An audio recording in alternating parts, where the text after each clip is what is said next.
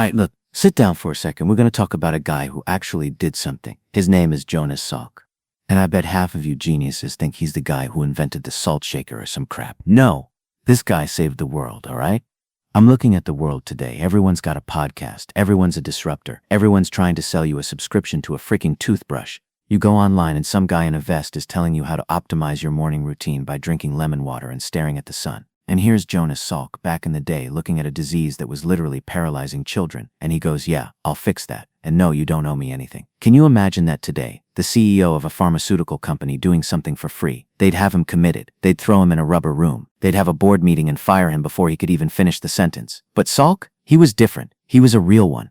So let's set the scene. It's the late 1940s, early 50s. Everyone thinks it was this golden age because of the black and white photos. Newsflash, it sucked. You had the Cold War, you had lead paint in the cribs, and you had polio.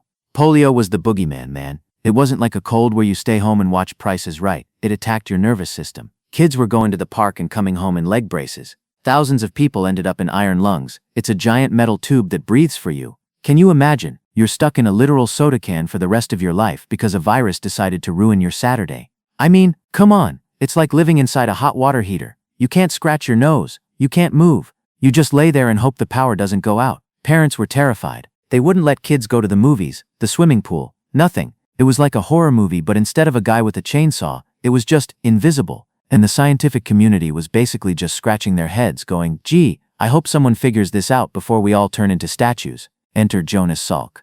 Now Salk wasn't some Ivy League snob who got handed everything. His parents were immigrants, garment workers. He was the first in his family to go to college. He was a grinder, alright? He's at the University of Pittsburgh, and he has this crazy idea.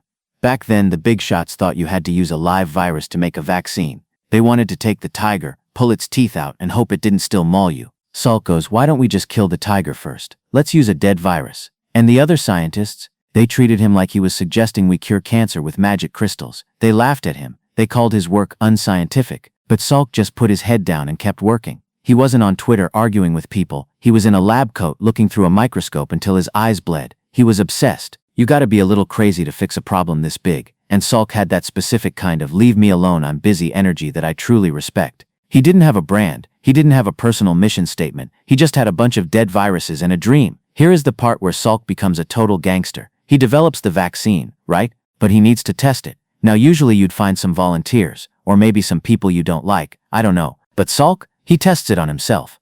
And this is the part that would get you arrested today. He tests it on his wife and his 3 sons. Can you imagine that dinner table? Hey kids, finish your peas, then dad's gonna inject you with a dead plague.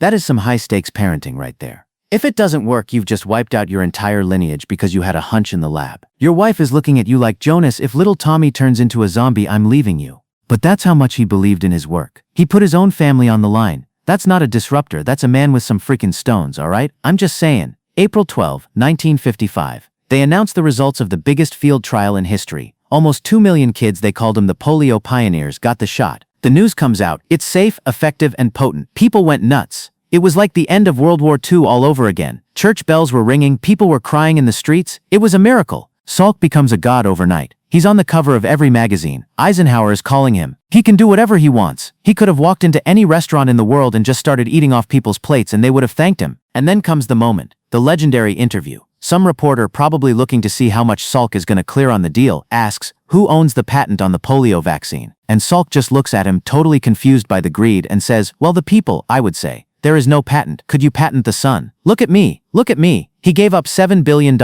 In today's money, that's what he walked away from. He could have bought an NFL team and fired the coach every Tuesday just for fun. He could have had a gold-plated submarine. But he didn't. He wanted it to be cheap. He wanted every kid on the planet to have it.